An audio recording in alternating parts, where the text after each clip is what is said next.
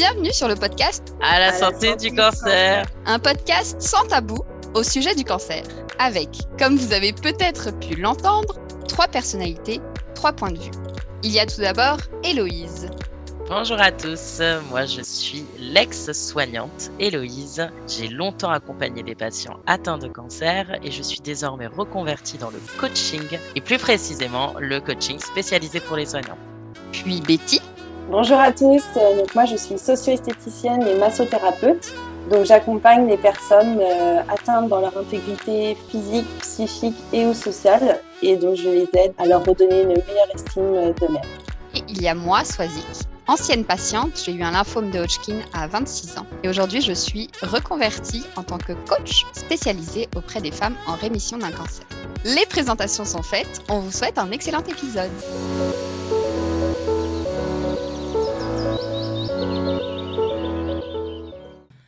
Ici, et non, ce n'est pas la Swazik du montage. C'est Héloïse, de la team du podcast À la santé du cancer. Sachez qu'en ce début d'année, toute la team se joint à moi pour vous remercier profondément de tout ce que vous nous avez apporté. Ça fait plus d'1 an maintenant que ce podcast existe et qu'on est vraiment très très heureuse de le partager ensemble et avec vous. J'ai la chance aujourd'hui d'être entourée de mes 2 acolytes favorites, Betty et Swazik, en vrai, en réel, à Montréal. Donc nous profitons d'enregistrer ce message pour ce début d'année pour vraiment vous dire un énorme merci. C'est un plaisir de faire ce podcast. Et que rajoutons-nous les filles? Et on lève nos verres À toutes les personnes qui nous écoutent. Olé! Et maintenant, on vous laisse avec le vrai épisode et ce sera le retour de notre Swazik du montage. Bonjour les filles. Salut. Hello. Salut Swazik. Salut. C'est ça, une petite voix masculine par derrière. Attention, c'est parce qu'on a aujourd'hui un invité spécial. Arthur, bonjour. Bonjour. Bienvenue parmi nous. Aujourd'hui, tu as très gentiment accepté de témoigner en tant que proche aidant. Donc, merci, C'est ça. merci à toi. Ben, ça fait plaisir. Alors, est-ce que tu veux déjà te présenter un petit peu et dire, toi, le contexte dans lequel tu es? Je m'appelle Arthur, j'ai 37 ans depuis pas très longtemps. Et le contexte dans lequel je suis, c'est que ma copine a été diagnostiquée d'un cancer du sein il y a 1 an et demi de ça. Et du coup, je me suis retrouvé proche aidant par la force des choses. Sans trop y penser, en fait. Il y a pas eu de réflexion, en fait, vraiment là-dessus sur ce processus-là. C'était comme évident. Et je me suis lancé dedans en me disant, de toute façon, j'ai pas le choix. Ça a jamais été une question vraiment pour moi de savoir. Je sais pas comment trop les gens le sentent quand ça leur tombe dessus. Est-ce qu'ils disent est-ce que je reste, est-ce que j'y vais ou pas. Moi, ça a jamais été une question. Du coup, je me suis lancé là-dedans, dans cette espèce, qu'on pourrait dire une aventure, pour essayer de garder ça un peu plus fun. Mais ouais, voilà. Donc c'est ça un peu le contexte. Et puis j'ai entendu parler du podcast par Betty, qui est pas mal en relation avec ma blonde de par l'hôpital. Et c'est comme ça que ça m'a amené à me dire pourquoi pas, je pourrais témoigner si ça peut aider, je sais pas, d'autres proches aidants qui ont peut-être un peu plus de mal à le vivre. Je me suis dit pourquoi pas. Carrément, oui. Puis c'est ça qu'on se disait juste avant de se mettre à enregistrer. Mais pour nous, ça fait aussi du sens justement d'accueillir un proche aidant, puisque notre objectif dans ce podcast-là, c'est oui de s'adresser aux personnes qui sont directement touchées comme patients ou patientes, les soignants ou les soignantes également, mais tout à fait les proches aidants aussi. Et donc ça, le regard directement de quelqu'un de touché, c'est important pour nous aussi. Alors, si tu es d'accord, est-ce que tu es OK pour qu'on te pose quelques petites questions Oui, bien sûr. pour voir un peu ce qu'il en est pour toi et tout ça? La première, ce serait en fait, tu nous y as un peu répondu, mais peut-être un peu plus rentrer dans les explications. Comment tu as appréhendé l'annonce du diagnostic de ta compagne? C'est sûr, j'étais stressé quant à l'annonce. Puis il y a toujours une petite voix en fait au fond de soi qui dit non, mais la masse qu'elle a sentie, c'est sûrement pas grave. Là, c'est un petit kyste, ça sera une petite opération, et puis dans 3 semaines, on n'en parlera plus. Puis au moment de l'annonce, enfin, j'étais pas avec elle quand elle a été chez le médecin pour l'annonce. Elle a été accompagnée de sa sœur jumelle, mais du coup, je l'ai appelée dans la journée pour savoir. Et puis après, on s'est retrouvé le soir où elle m'a expliqué. Puis sur le coup, j'ai quand même eu un déni, quoi. Je l'ai pas cru.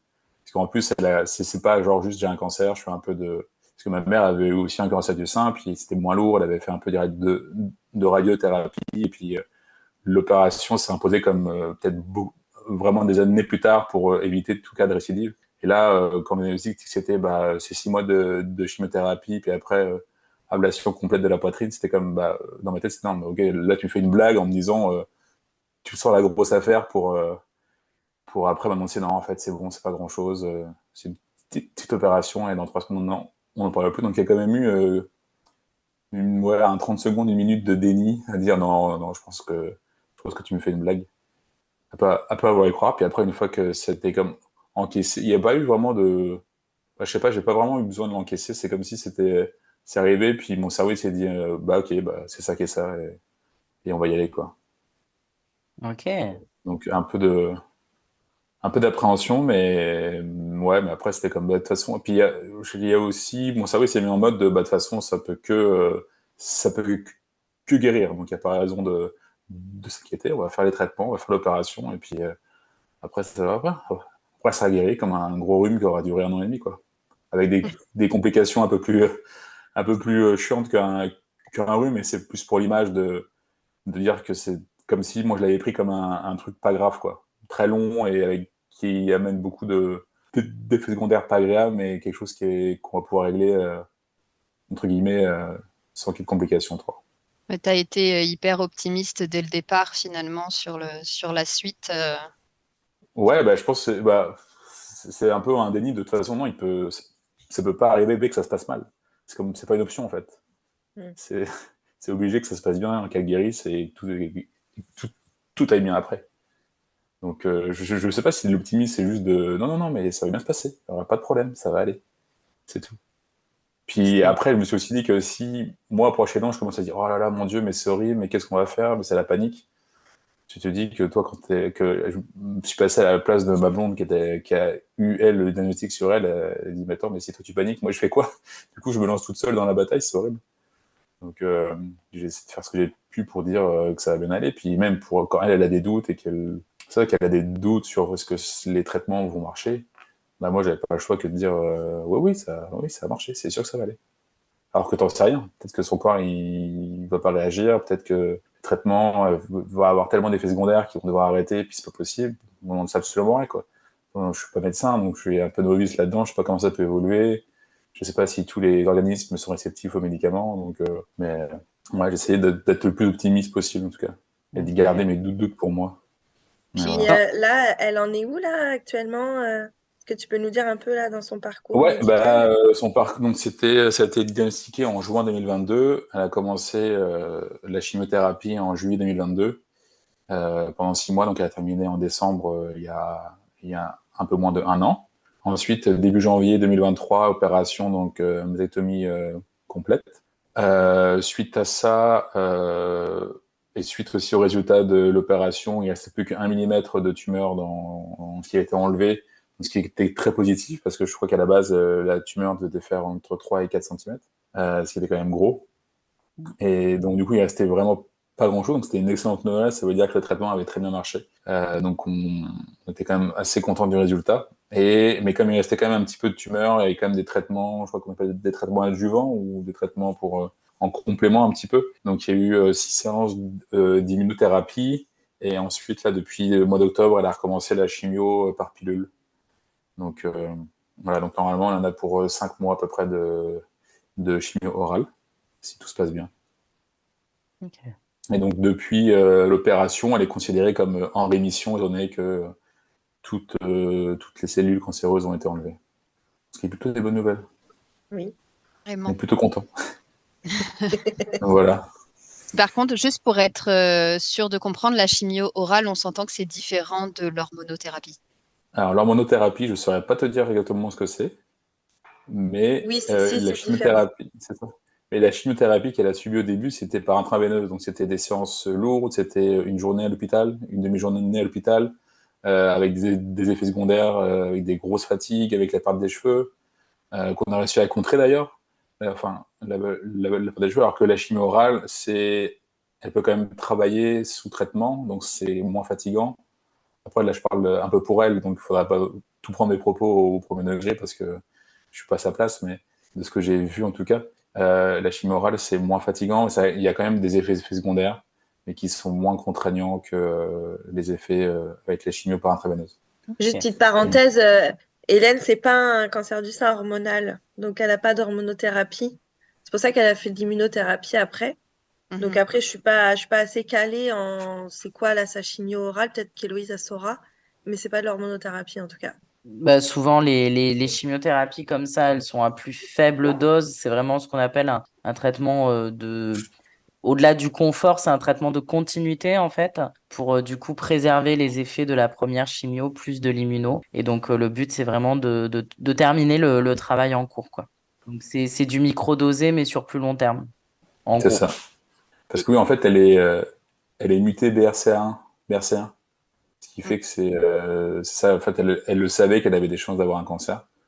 Donc, ça a été une moyenne surprise quand elle l'a apprise, mais c'est sûr que, un peu comme tout le monde, elle fait non, mais ça arrivera qu'aux autres, ça. Puis quand Mhm. ça t'arrive à toi, tu fais Ouais. bon, bah merde. En gros, Donc, cette c'était. mutation, pour la faire simple, c'est un gène qui est favorisant, du coup, qui favorise ce type de cancer. C'est ça. Et toi, tu étais au courant de ce risque-là? Je sais plus si j'étais au courant. Elle m'en avait peut-être parlé, mais c'est pas le genre d'infos que je retiens. Je me concentre sur d'autres infos. Mhm. Donc, c'est possible qu'elle m'en ait parlé, mais je n'avais pas vraiment retenu. Bah, puis je pense que tant que ça arrive pas, tu sais, c'est un peu Toi, humain, t'y là, penses pas, quoi, t'y c'est pas. penses pas, c'est ça. Bien sûr. Ouais, et puis même maintenant, je veux dire, si on y pense, on se dit que ça peut arriver de nouveau, mais c'est juste que si on vit avec ça, c'est compliqué, quoi. On arrête un peu de vivre, quoi. On se met des barrières, on pense toujours à l'après, alors que bon, on va profiter du moment où on est en forme et où tout va bien, et puis on exera par la suite, quoi. On apprend aussi à faire au jour le jour, quoi, dans un contexte pareil. Bah ouais, un peu, ouais. Que ce soit avec les traitements, après. Puis c'est pareil aussi pour l'opération, c'est pas bon, bah vous avez une opération dans 3 mois, vous avez le temps de vous y préparer. Il y a une opération qui va arriver dans les prochaines semaines. Puis là, on t'appelle. Bon, bah, ce sera demain. T'es là, ok. Mhm. Bah, d'accord. Bah, autant Hélène, elle avait pas la contrainte du travail. Donc, ok, c'est demain. Bah, ok, je fais mon sac et puis on y va. Mais moi, c'était un peu plus compliqué. Alors, ils ont été très compréhensifs. Et heureusement, mais c'est sûr que du coup, j'ai jamais eu à me justifier quand j'avais besoin de l'emmener à l'hôpital, que j'avais besoin de prendre des jours pour être avec elle aux chimiothérapies, quand j'ai dû juste dire bah, demain, je serai pas là pendant 2 jours parce que ma copine s'est opérée. Donc là-dessus, ça a été quand même un point en moins en fait, parce que s'il fait que je me justifie à chaque fois et qu'eux ils soient bah ouais, mais je comprends Arthur, mais c'est pas évident parce que faudrait quand même que tu ailles à cette réunion et tout. Ça a été quand même quelque chose de très lourd à supporter. Que là, ça a quand même été plutôt cool. Et puis, ils prenaient toujours des nouvelles. Et donc, Mm. c'était quand même c'était rassurant quand on disait enfin, que ça allait mieux. À chaque fois, ils sont contents. Donc, ils prennent des nouvelles, ils sont contents que ça aille mieux. Donc c'est cool. Ça fait quand même un environnement agréable. C'est comme des proches aidants des proches aidants du proche aidant. Ouais, C'est- exactement. Bien résumé. Mais c'est hyper important ce que tu dis là, effectivement. Si jamais il y a des boss qui nous entendent, effectivement, des directeurs d'entreprise, comme quoi, justement, on parle de la reprise du travail aussi ou même d'ailleurs pendant les traitements, etc. Mais effectivement, le travail, l'ambiance au travail pour les proches aidants est hyper importante aussi et la compréhension de la part des employés et des employeurs, pardon, est hyper importante. Ouais, puis il y avait aussi ben, c'est des mini-choses, mais il y avait cette histoire avec le télétravail, avec la Covid, tout ça, bah, il y avait quand même une période où tout le monde était plutôt en télétravail.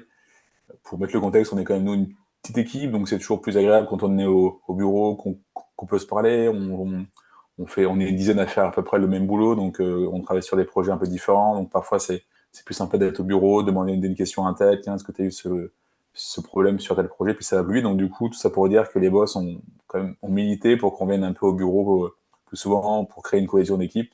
Puis moi, ils m'ont dit, mais toi, Arthur, c'est correct, on comprend un peu la situation.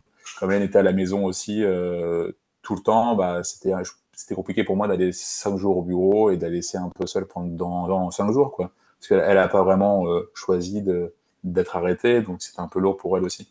Donc ils ont été hyper compréhensifs là-dessus et j'allais quand même beaucoup moins au bureau que les autres et j'ai jamais eu de problèmes ou d'investissement là-dessus. Ok. Chouette. Voilà. Mm. Ouais, vraiment. c'est top. Et du coup, qu'est-ce qui t'a motivé à venir témoigner aujourd'hui ici? Ah bah c'est Hélène, hein, c'est ma blonde qui m'a motivé. C'est Non, ma... bah, je sais pas, c'est l'envie de partager un peu l'expérience. Envie Ouais. de participer à un podcast aussi, je trouve ça cool. Ok. Et tu pourrais nous raconter un petit peu l'impact que ce fameux cancer a eu dans votre vie au quotidien, à tous les deux.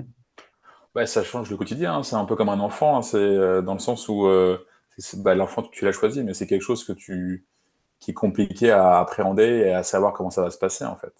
Donc ça change tout parce que tu viens un peu autour de ça. Surtout que pendant 3 mois, elle avait des chimios tous les vendredis et elle a fait un processus pour garder ses cheveux qui consiste à mettre un casque réfrigéré sur la tête.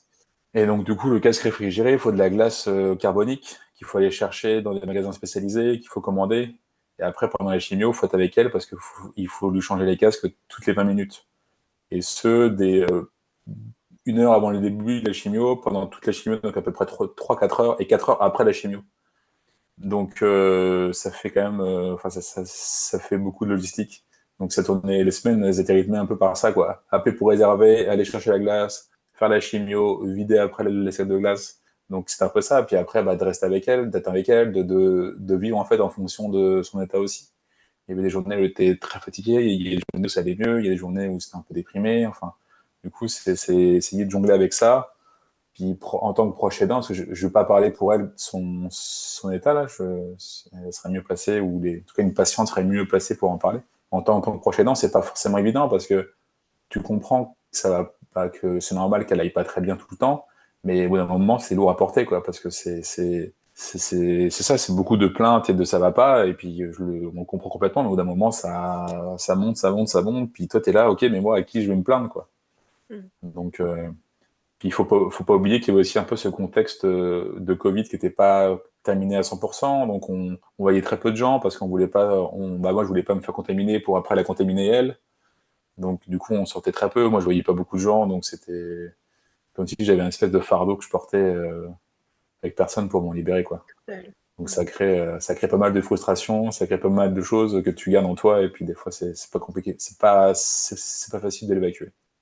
Est-ce qu'il y avait justement des personnes autour de toi à qui tu pouvais te confier quand même? Ben après, je suis pas une personne qui va appeler les gens pour me confier. Donc j'aurais pu le faire, il y avait des gens que j'aurais pu appeler pour en parler, mais je suis pas trop comme ça. Moi, j'ai plus besoin de voir les gens, de m'aérer, de penser à autre chose pour décompresser. Puis là, après, dans ce contexte-là, peut-être me livrer et dire 2, 3 choses pour un peu me décharger, mais je vais pas appeler pour dire oh ça va pas, il faut que je te parle. Donc du coup, j'avais beaucoup moins de moyens, enfin j'avais pas trop d'échappatoire en fait. Un peu le sport qui me permettait de penser un peu à autre chose, mais mon sac était toujours un peu rempli quoi. Et qu'est-ce qui aurait pu, parce que je me permets de rebondir là-dessus, parce que justement, je pense que c'est quelque chose aussi pour les hommes, en fait, que ce soit en tant que proche aidant ou en tant que patient. Je pense qu'on n'apprend pas de la même manière aussi à aller chercher de l'aide, etc. Toi, dans ce contexte-là, qu'est-ce qui aurait pu t'aider, du coup, à avoir ton sac un peu plus, à pouvoir vider un peu plus ton sac, en tout cas?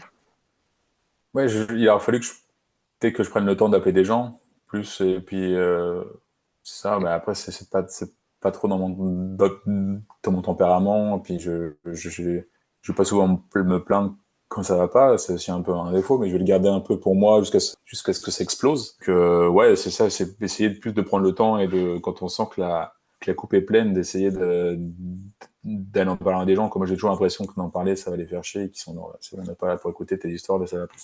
Alors qu'en fait, si, il faut se dire juste que nos amis sont là pour ça, et puis on sait très bien sur qui compter peut-être dans ce moment-là, mais je sais pas pourquoi on le fait pas. Mais voilà, je vous invite à ceux qui ont la coupe qui est un peu pleine de prendre le téléphone et d'appeler des gens, puis de vider un peu votre sac. Mhm.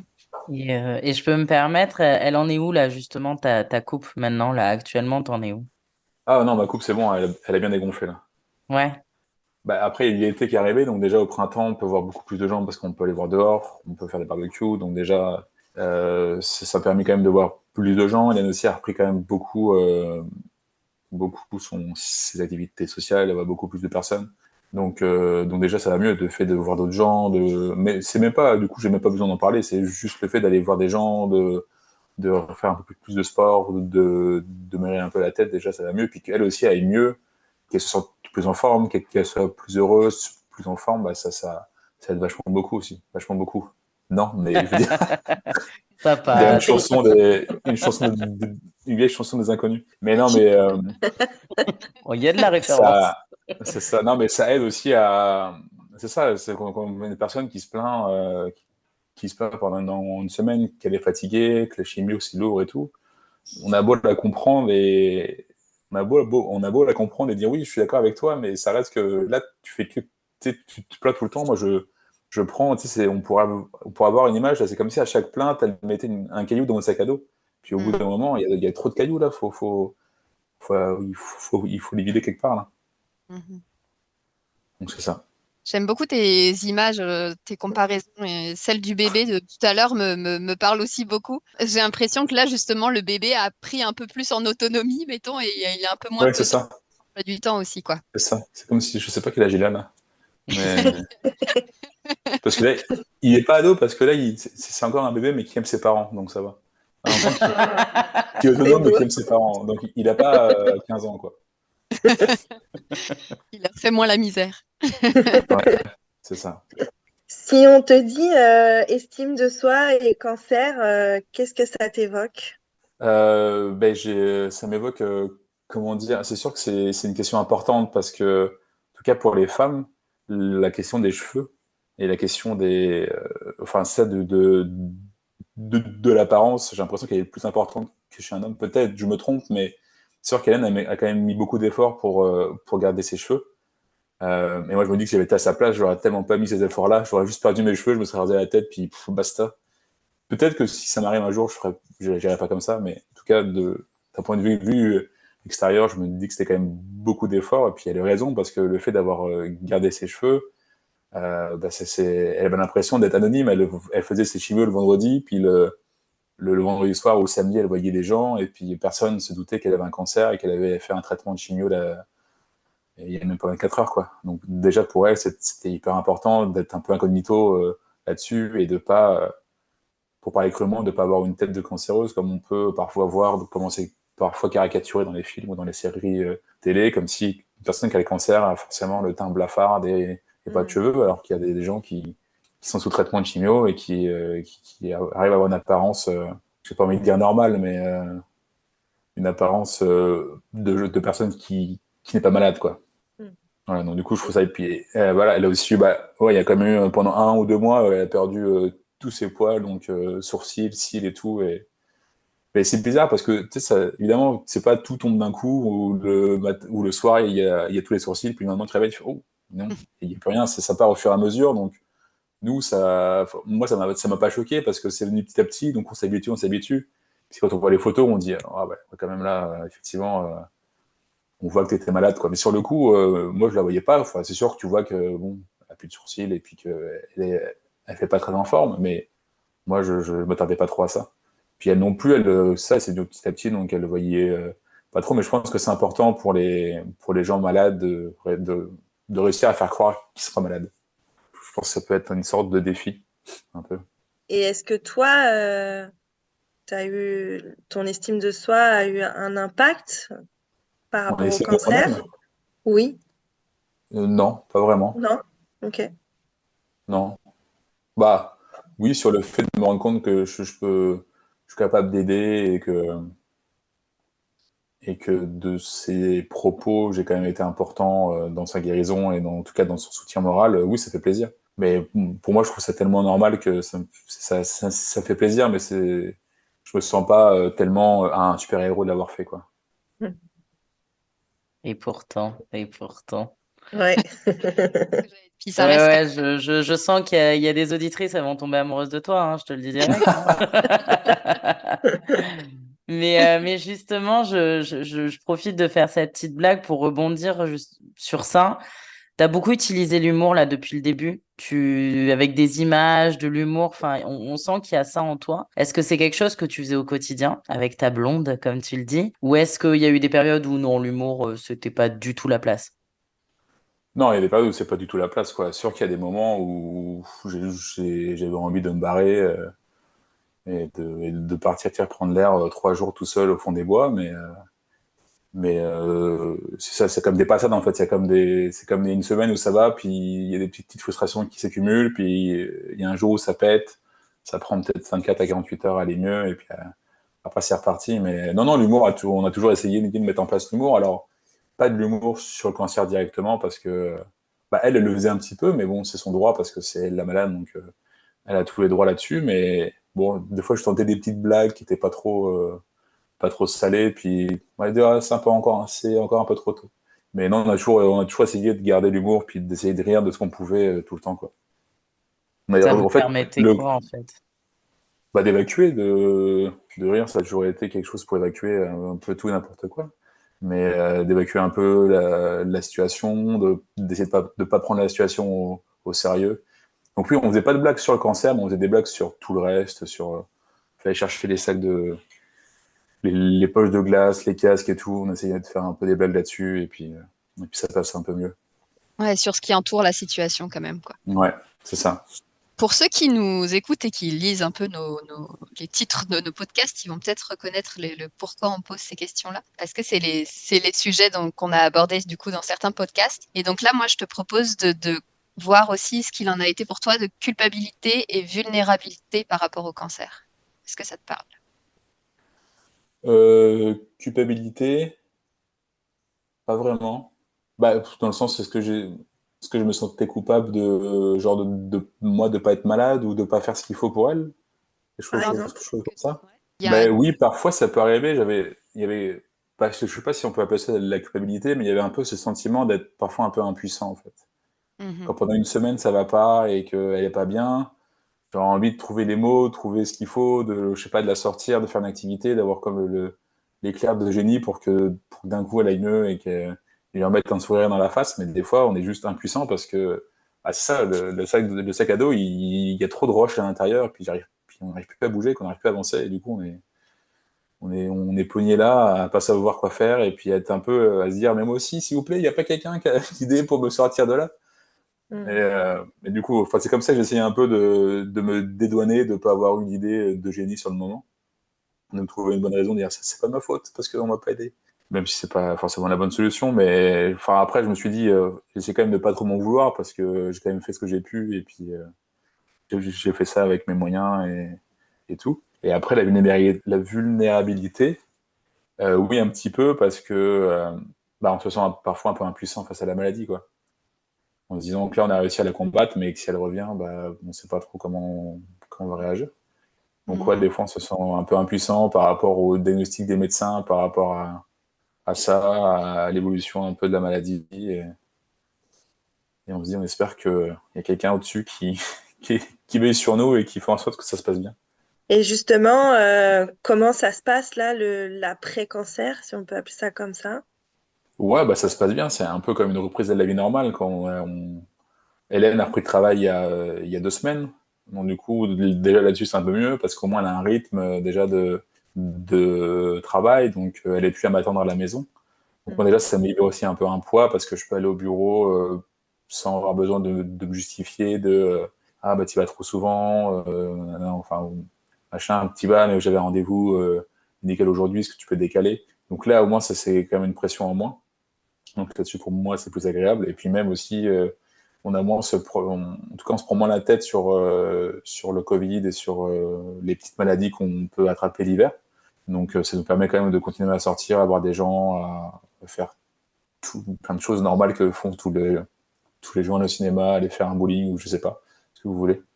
Donc aller faire du sport ensemble aussi, un peu. Donc c'est sûr que c'est quand même plus agréable, quoi. Moins de La contraintes. sensation un peu de retrouver ta liberté, ta vie d'avant, quoi, un peu. Ouais, mais c'est pas ma liberté, ce sera plus notre Non, liberté en mais fait.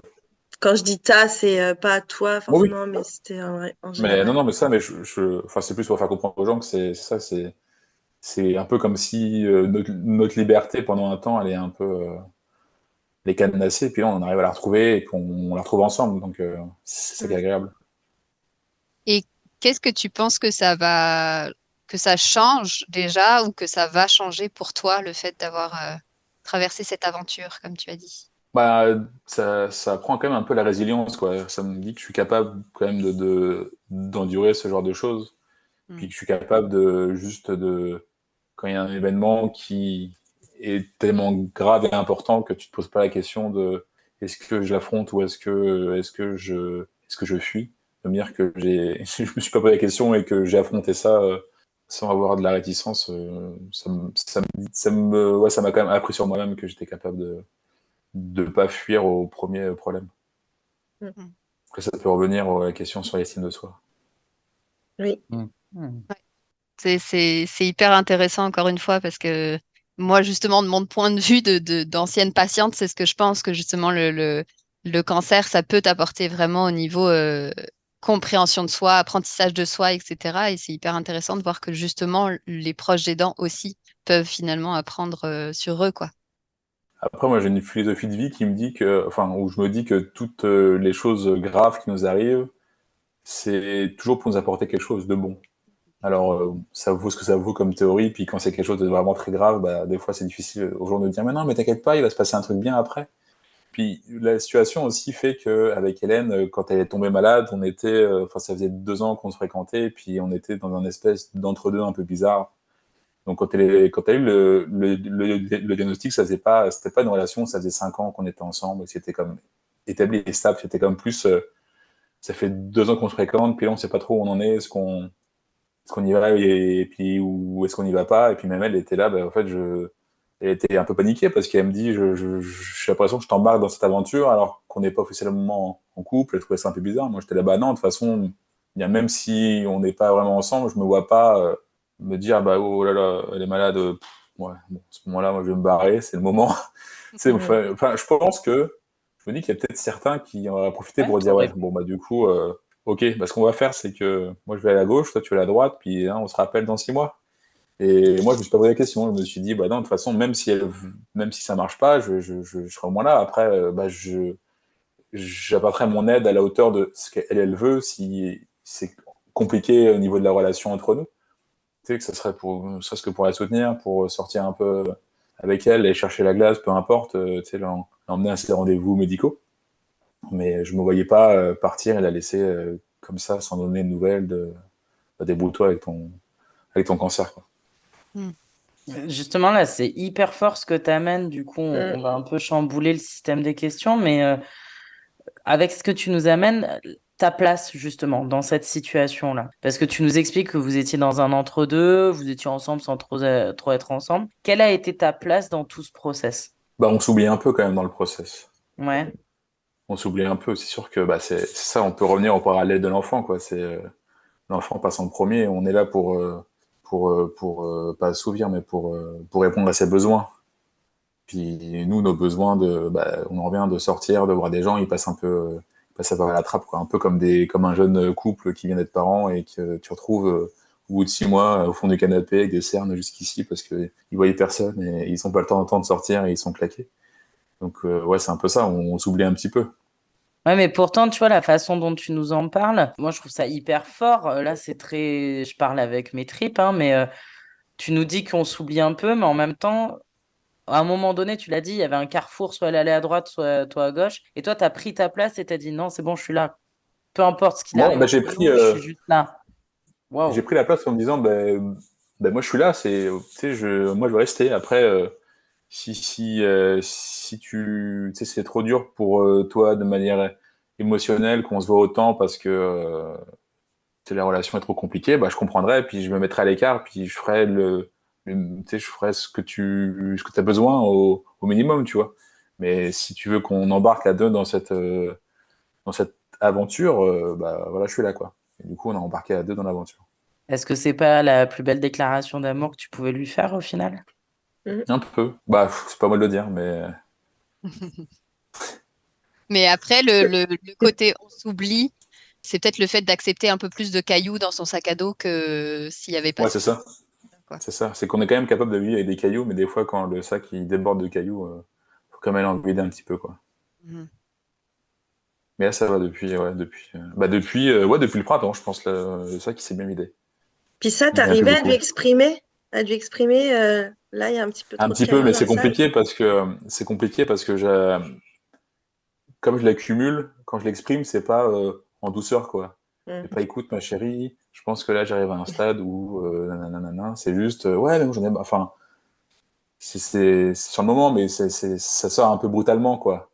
Et du coup, pour une personne qui est en traitement de chimiothérapie, de recevoir des plaintes de quelqu'un qui est pas malade, je sais pas comment elle le reçoit, mais je pense que c'est un peu compliqué. Puis même sans mettre la maladie au milieu de ça, quand quelqu'un a des frustrations, puis qu'il accumule, puis que d'un coup il exprime, ça passe. J'aimais bien. J'imagine que vous avez tout été en groupe des fois, et puis des fois les communications sont un peu compliquées quand il y a des frustrations que l'autre personne a un peu du mal à exprimer et que ça sort d'un coup. C'est rarement bien reçu, quoi. Le Voilà. système de la marmite qui Ouais, finit par, qui c'est fume et ça. pas. Ouais, et moi, je suis très marmite. Donc, du coup, c'est compliqué. Donc, ouais, bah, j'essayais un peu d'en parler, mais c'est comme s'il fallait que ça explose, et puis après, d'un coup, ok, après, une fois que la marmite a explosé, ok, on prend le temps, on en discute, et puis elle a toujours été compréhensive sur ce que je pouvais ressentir, mais c'était juste que c'était pas forcément évident pour moi de trouver le moment pour lui en parler, et puis même d'en parler tout court. Ah, ça, c'est de trouver aussi l'équilibre entre écouter le proche que tu soutiens et en même temps, bah, comme tu disais justement, pas s'oublier complètement et en même temps pas rajouter ton inquiétude à son inquiétude. C'est Ouais, tout un équilibre à trouver, quoi. ouais, c'est ça. C'est pas évident. Et on voulait aussi aborder la question au niveau de la sexualité. Est-ce que tu veux Ouais. bien nous parler un petit peu de en quoi le cancer a-t-il pu influer votre intimité? Bah, disons que le cancer, c'est pas quelque chose qui va mettre ta libido dans le tapis, quoi. Donc, du coup, elle, niveau sexuel, bah, c'était quand même assez compliqué. Elle avait pas forcément de désir et de besoin et d'envie, alors que, bah, moi, ça reste que j'en avais des besoins et des envies. Donc, bah, là-dessus, c'est encore des petits cailloux que tu mets dans ton sac de frustration. Donc, on a quand même réussi à avoir un peu d'intimité sexuelle pendant. Ça n'a pas été 6 mois d'absolument rien. Il y a quand même eu de l'intimité sexuelle pendant ces 6 mois de chimiothérapie, et puis enfin, c'est 1 an et demi de maladie. Mais bon, on n'est quand même pas sur quelque chose sur un, quand même pas sur des relations sexuelles totalement épanouies. Mais après, je la comprends aussi là-dessus. Puis après, il faut du temps. Puis j'imagine que les traitements jouent aussi avec les hormones parce qu'elle a pas eu ses règles pendant un bout de temps. Après, bah, la mastectomie, il y a aussi quand même l'acceptation du corps qui j'imagine, pas du tout une mince affaire. Donc après, il faut vivre aussi, bah, faut qu'elle vive avec son nouveau corps. Ça, bah, il y a une partie qui est juste physique, puis il y a aussi une partie qui est au niveau de la sensation, où c'est complètement différent pour elle, puis il faut qu'elle s'habitue. Donc bah, c'est des choses que moi je peux comprendre, mais qui en même temps me frustrent, peuvent quand même me frustrer beaucoup. Donc ouais, ça, il faut apprendre à vivre avec ça. Et c'est pas toujours évident. J'imagine qu'il faut encore là beaucoup de communication, puis quand même une base solide entre vous deux pour... Ouais, ça, faut pas mal de communication, faut essayer non plus de pas trop montrer sa frustration là-dessus. Enfin, je veux dire, surtout tout sur le nouveau corps. Après, sur les relations sexuelles, ça, c'est un petit peu autre chose parce que, je veux dire, on peut très bien avoir des relations intimes sans forcément enfin, que l'autre personne dévoile son corps en entier. Mais plus sur l'excitation du corps, ouais, là, ouais, c'est beaucoup de communication, d'écoute sur entre guillemets, ce que j'ai le droit de faire ou les parties que je peux toucher, comment je peux les toucher. Donc, Hmm. ouais, c'est un peu ça. T'as eu une certaine appréhension sur ce nouveau corps, comme tu dis? Bah, oui, c'est sûr, ouais. C'est sûr que j'ai une appréhension Bah, c'est quand même une zone assez érogène, les seins, donc quand entre des seins naturels puis des seins qui ont été refaits suite à une opération, bah, ça perd quand même en sensualité, donc c'est sûr. Moi, c'est jamais quelque chose que j'ai voulu lui dire et que j'ai voulu lui monter. Alors, j'ai sûrement eu 2, 3 phrases un peu maladroites à ce sujet, c'est sûr. Mais ouais, j'essaie le moins possible de lui montrer que je préférais avant, quoi, grosso modo. Mais parce que déjà, je pense que c'est pas évident pour elle de l'entendre. Puis si elle veut aussi assumer son corps le plus possible, il faut que moi je montre que je suis complètement ok avec ça et je suis complètement ok avec ça. C'est pas parce que ses seins d'avant me manquent, que je suis pas OK avec son nouveau corps.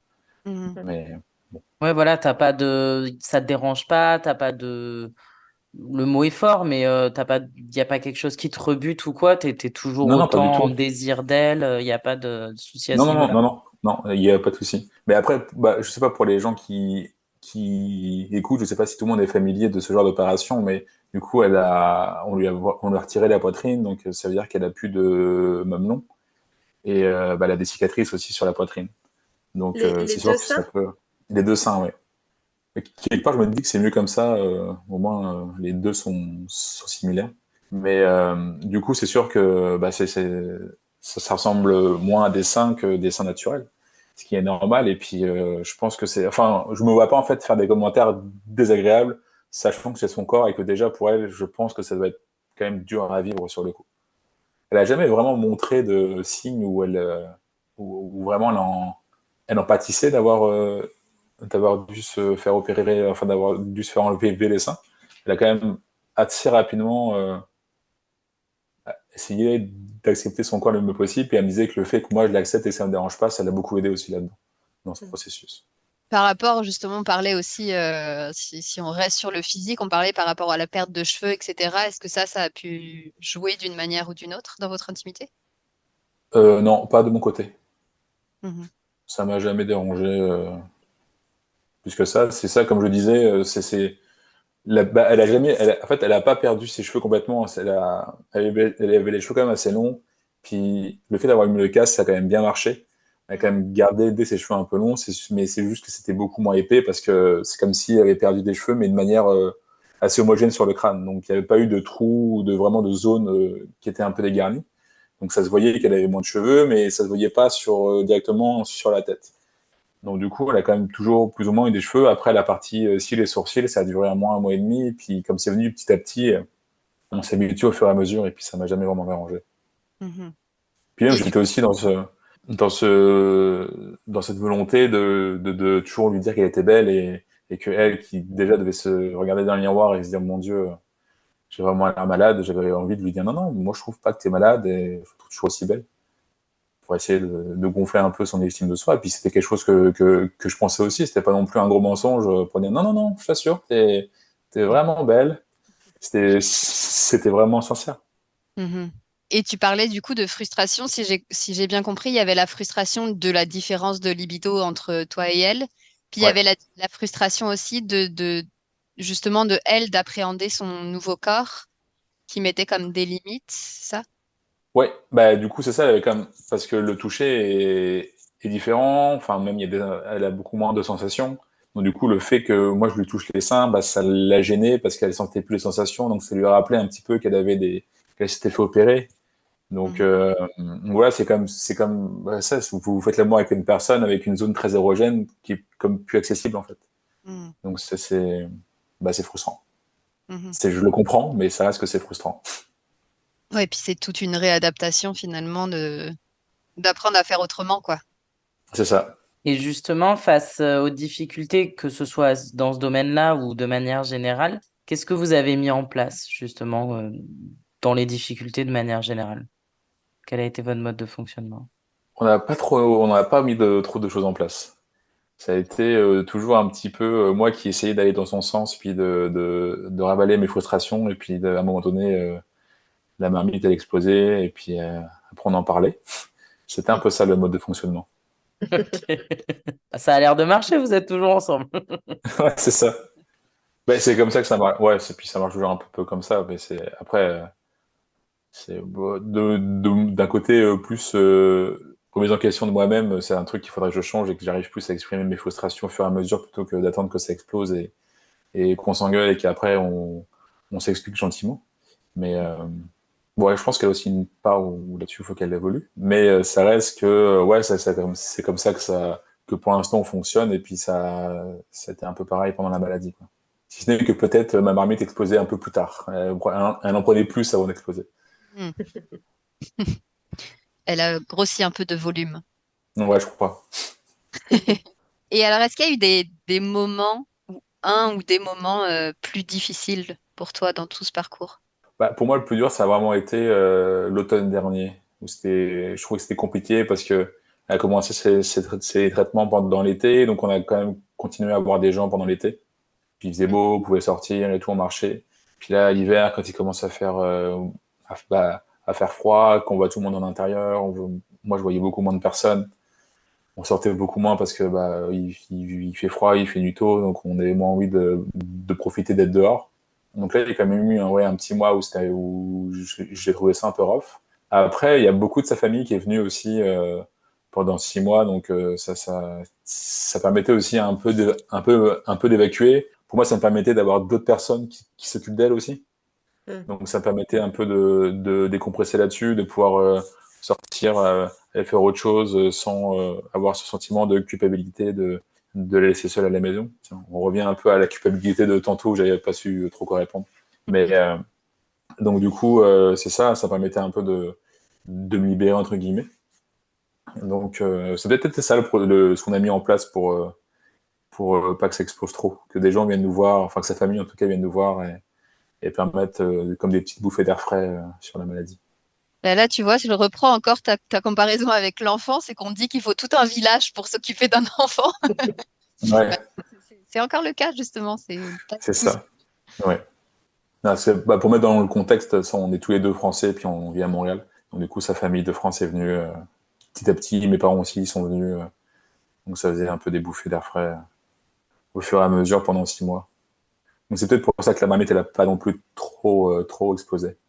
Mais après, non, j'ai pas vraiment de moment dur. Bah après, non, j'ai pas vraiment un moment dur comme ça où on s'est effondré, où ça allait plus. Mm. Mais c'est ça, un moment où effectivement tu avais un peu moins de liberté, tu pouvais un peu moins te. Ouais, voilà, c'est ça qui a été dur. C'était vraiment comme de l'accepter que vraiment c'était ça la situation, quoi. Mhm. Et Et à alors, l'inverse, est-ce que tu as un moment vraiment beau, entre guillemets, qui t'a marqué? Bah, il y a le moment où, quand après ce rendez-vous médical pour faire le bilan de l'opération et de l'analyse de ce qu'ils avaient enlevé, bah, c'est sûr que c'était un peu stressant cette journée-là, mais c'était un beau soulagement quand elle m'a dit qu'ils avaient quasiment, déjà que tout avait été enlevé, qu'il y avait pas que le cancer s'était pas répandu dans le reste du corps et que la tumeur avait réduit à ne faire que 1 millimètre. Ça a été quand même un beau soulagement. Mais j'ai mhm. l'impression que le cancer, ça a comme lissé un peu mes émotions. Comme s'il n'y a pas eu il y a pas eu de gros down, mais il n'y a pas eu non plus de gros high. Comme si c'était un peu lissé, quoi. Bah, ça va pas trop, ça va, c'est une bonne nouvelle. C'est un peu comme si ça fait pas ça va pas du tout, ça va trop bien. C'était vraiment juste plus lissé. Tu crois que c'est un système de protection que tu as mis en place de lisser comme ça tes émotions? Bah, inconsciemment, alors si je l'ai mis en place, mais c'est ce que je remarque depuis 1 an maintenant qu'on en parle. Ce que je me dis, j'ai l'impression que j'arrive moins, je suis moins hyper heureux, mais je suis pas non plus hyper déprimé.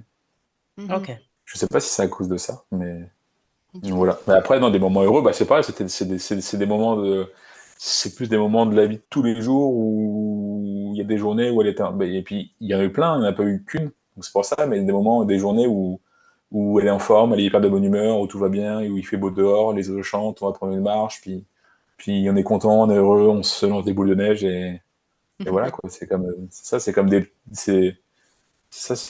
des moments de vie tout simples qu'il faut qu'on est heureux. Enfin, cette phrase est sponsorisée par Miss France.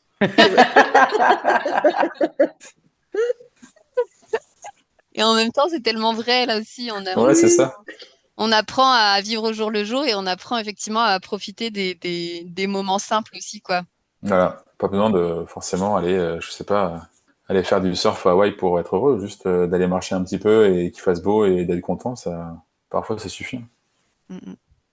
Justement, tu as un côté très philosophe, hein, je ne sais pas si tu t'en rends compte, mais ta spontanéité et ton authenticité fait du bien à entendre, clairement.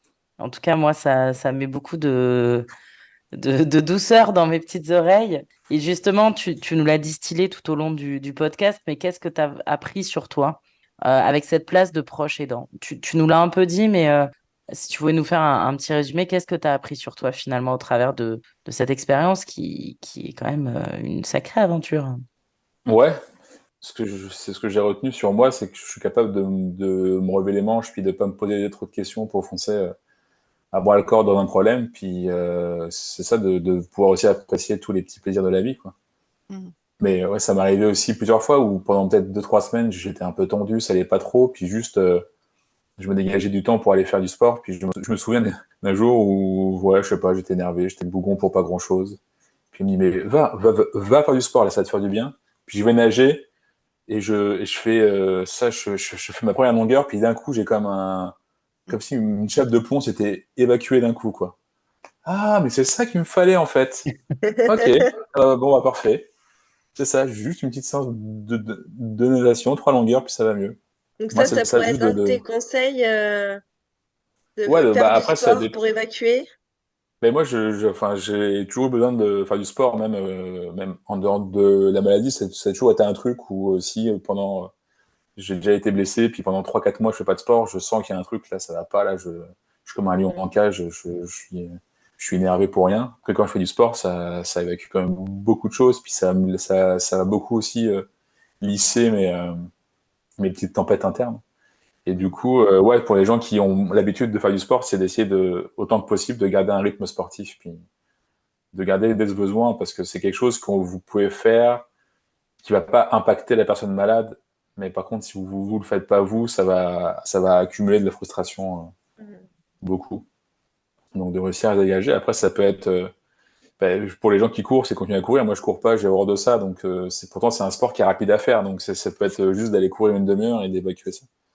Mais ouais, c'est ça, de prendre le temps de penser à autre chose. Puis ouais, de se faire entourer aussi, c'est aussi un conseil que je pourrais donner là, c'est de vous faire entourer de la famille, des amis, puis d'essayer de voir du monde. Donc moi, je trouvais ça cool, là, le fait qu'on soit un peu loin, expatrié, bah, au moins quand les gens venaient, ils venaient pendant 10 jours, donc c'était agréable, on avait le temps d'être avec eux. C'était pas comme si on les voyait qu'une soirée et puis après ils partaient, donc c'était quand même une vraie bouffée. Donc ça quand même, ouais, ça a beaucoup aidé.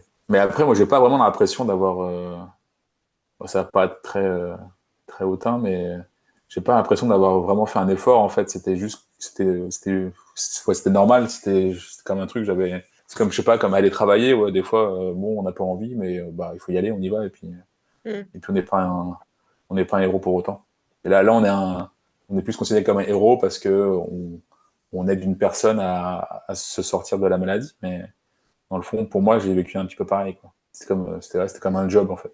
Bah, avec plus d'émotion, évidemment. Ça fait un peu, un peu cœur de pierre. Non, bah, c'était le boulot. Mais c'était un peu ça, quoi. C'était un peu l'idée, quoi. C'était comme ça. C'était mon nouveau rôle. Hmm. Ça C'était t'a ça. Fallait que je fasse ça. ça t'a paru assez évident, quoi. Ouais, ouais, ouais. Après, je pense que ça fait partie de c'est un doux mélange entre tes valeurs et tes compétences, tes forces aussi. J'imagine. Et c'est pas forcément donné à tout le monde et quelque part, c'est OK aussi. Je pense que c'est ça. En tout cas, en tant que coach, on a tendance à dire que si ça te paraît pas facile, c'est parce que ça fait partie de tes talents et tes compétences que tu as naturellement. Ouais, ouais, bah, c'est sûr. Je pense que je suis quelqu'un qui a pas mal de compassion puis qui aime aider les autres. Donc c'est pour ça que ça m'a pas paru quelque chose de insurmontable puis une espèce un sacerdoce. Mais bon, ça reste que je peux comprendre qu'il y a des gens aussi pour qui ça peut faire peur. Mais voilà, faut juste se dire qu'on n'a pas le choix et qu'il faut y aller, quoi. Il y avait aussi ce truc au début, là, quand elle a annoncé la maladie, puis que la relation était pas vraiment officielle, il y avait un truc de est-ce que vraiment je serais fier de moi si je me barre maintenant et de me retourner, de dire, en fait, de la rappeler 6 mois après pour dire, ah, bah, j'espère que ça va mieux. Je serais juste senti comme quelqu'un de minable, quoi. Donc, j'avais pas le choix que de rester auprès d'elle, d'avoir le rôle qu'elle voulait bien me confier. Mais, voilà. Tu peux continuer à te regarder dans le miroir, quoi. C'est ça. C'est ça. Je peux Et, encore. et avant que Betty ou Swazik te pose un peu la question finale, est-ce que j'ose te demander, vous en êtes où là maintenant, justement, parce que donc il y a eu ces 2 ans où voilà, il n'y avait pas de cancer, et maintenant, vous en êtes où, tous les deux? Au niveau de notre relation de Mhm. couple, tu veux dire? Ouais. Ben, là, tout va bien. On est en train de regarder pour acheter des appartements, enfin, un appartement déjà. On chie de la thune, les Ah gars. ouais, On ah est ouais. millionnaires. On a beaucoup trop d'argent là, on ne sait pas quoi en faire. Non, non, non, mais non, juste voilà, on a des projets de vie ensemble, quoi. Donc d'acheter un appartement, de prendre un 6 mois sabbatique pour partir un peu voyager à travers le monde. Yes. Donc c'est où on en est. Tu te sens plus proche que jamais d'elle? C'est quoi derrière ce qu'il y a? Ouais, quand même, ça rapproche bien. Hein. Ça rapproche bien. Hein. Bah, ça pourrait aussi éloigner, hein, j'imagine, un peu Et comme ouais. des enfants, quoi. Des fois, ça peut aussi venir un peu mettre le point sur tout ce qui va pas et puis se rendre compte que finalement, en fait, il n'y a rien qui va. Et ça explose, quoi. Dès qu'il y a une difficulté, c'est ça. Au moins, nous, on a vu que dans notre couple, on a réussi à passer à travers ça sans qu'il y ait trop de dommages collatéraux. Donc, on se dit qu'on est pas mal armé pour le reste. Ça ne fait même pas peur d'avoir des enfants. Ouh. Mais bon, mais pour l'instant, c'est pas sur la table parce qu'après 1 an et demi à galérer avec la maladie et à avoir beaucoup de contraintes liées à ça, on n'a pas envie de se remettre, de se repriver, de vivre et de profiter. Donc, les enfants, c'est pas du tout l'ordre du jour pour l'instant. Mais non, sinon, oui, il y a des projets de vie ensemble, d'achat, de voyage, de plein de choses. Comment tu te sens après toute cette discussion? Ouais, ça va mieux, ça va mieux. Non, Est-ce non, que non, tu auras non, envie je me sens de... très bien. Pardon. Non, mais je dis juste, non, non, je me sens très bien. Est-ce que tu auras envie de rajouter quelque chose ou est-ce que tu veux compléter dans les conseils que tu as pu donner Non, j'ai rien qui me vient vraiment, mais là, c'est comme si c'était un peu un exutoire des choses que j'avais pas vraiment pu dire, qui sont un peu restées depuis 1 an et demi, comme les derniers petits cailloux qui me restaient. Ah, Je vous les ai donnés. On merci. prend, on On prend. les prend. Non, non, Organise. non, comme conseil, non, j'ai pas, non, mais c'est compliqué de donner des conseils. Après, tout le monde aussi réagit avec, en fonction de sa vie, en fonction de son vécu, en fonction de plein de choses. Donc, je trouve c'est un peu compliqué de donner des conseils là-dessus. Et tout le monde fait ce qu'il peut aussi avec ses moyens. Nous, on avait la chance d'être bien, d'être bien entouré au niveau de nos familles, au niveau de nos amis aussi. Comme je l'ai dit au début, j'ai été aussi pas mal épaulé au bureau où ils ont été très compréhensifs et puis ils m'ont levé un peu un point là-dessus. Donc non, c'est sûr que bah, plus on est entouré, mieux c'est. Ouais, puis pour les proches aidants, faut juste essayer de pas trop s'oublier, quoi. Mais ce qui est pas évident parce que la personne qui est malade, bah, elle a quand même envie qu'on soit là le plus souvent possible, mais il faut essayer de trouver, et essayer de ça, beaucoup de communication pour faire comprendre qu'on a besoin de s'échapper un peu, quoi. Mais ça, c'est quelque chose qui est comme, j'ai envie de dire, prouvé, démontré. Aujourd'hui, les proches aidants se fatiguent beaucoup et effectivement s'oublient beaucoup au point parfois de laisser de côté leur propre santé. Il y en a tellement qui ne vont pas à leurs propres rendez-vous médicaux, qui décalent, etc. Donc, c'est hyper Mm. important aussi, là, justement, de rappeler ça. Ouais. Est-ce que vous êtes OK chacun pour faire un petit tour de table pour conclure ce bel épisode? Et évidemment, c'est toi, Arthur, qui aura le dernier mot, si tu es d'accord. Et si, voilà, si chacune, on veut peut-être lui dire quelque chose ou partager quelque chose à ceux qui nous écoutent. Je ne sais pas qui veut débuter, Swazik, Betty, Betty, Swazik. Allez-y, lancez-vous. Ben, moi, je te remercie vraiment énormément, Arthur. Je suis très touchée de ton témoignage. J'aurais pu boire tes paroles toute la soirée. J'étais vraiment. Et ça, non, c'est ça, ça m'a beaucoup touchée et je pense que ça peut aider beaucoup de personnes. Donc, un grand merci à toi. Bah, Euh, de rien. je plus sois complètement. J'ai trouvé ça hyper intéressant d'échanger avec toi, d'avoir ton point de vue. Et on voit justement dans ton témoignage à quel point ses propres forces et ses propres ressources sont hyper intéressantes, enfin hyper importantes, pardon, à connaître ou à finir par apprendre à connaître au long du processus. Mais en tout cas, hyper intéressant. Voilà. Merci. Bon, tu te doutes bien qu'il y aura un troisième merci, évidemment. Et mon petit cœur d'ex-soignante est hyper touché par tout ce que tu as pu nous apporter. On sent beaucoup d'humour, beaucoup de belles valeurs et peut-être aussi un peu de pudeur. Donc, je suis hyper reconnaissante que tu te sois sentie suffisamment à l'aise pour nous partager tout ça. Parce que le répète, mais je pense que tu ne te rends pas compte de la puissance de tes mots, ton authenticité et ce que tu transmets au travers de tes analogies et de tes images vont parler à beaucoup. Donc, c'est un merci du plus profond du cœur de toute la team de la santé du cancer parce que c'est un magnifique témoignage que tu nous as offert là. Bah, merci pour vos merci. Tant mieux si j'ai pu être enfin, si j'ai pu aider des personnes, ne serait-ce à se sentir un peu moins coupable de pas être le proche aidant idéal qui s'imagine, puis et d'enlever un petit peu leur culpabilité, de réussir à s'évader un petit peu et de prendre du temps pour eux. Donc, je vous remercie de m'avoir invité sur ce podcast. Et puis, si j'ai pu aider des gens, bah, c'est tant mieux. Puis, si vous avez apprécié ce que j'ai dit, c'est encore plus agréable à savoir. Donc, voilà. Oui. Et d'ailleurs, justement, on rappelle qu'il y a possibilité de mettre des petits commentaires, notamment sur Spotify, ou de nous envoyer des messages sur Instagram si jamais les gens qui nous écoutent veulent faire un retour sur cet épisode. Et on n'oublie Ouais. pas, qu'est-ce qu'on fait? Attention, attention, est-ce que alors oui, on aurait pu te prévenir Bah, attends, si y a que ça, je peux faire un effort. Allez, parfait. Nous levons nos verres. À la Quelle santé bouteille du cancer! Tchin, tchin, tchin. Santé.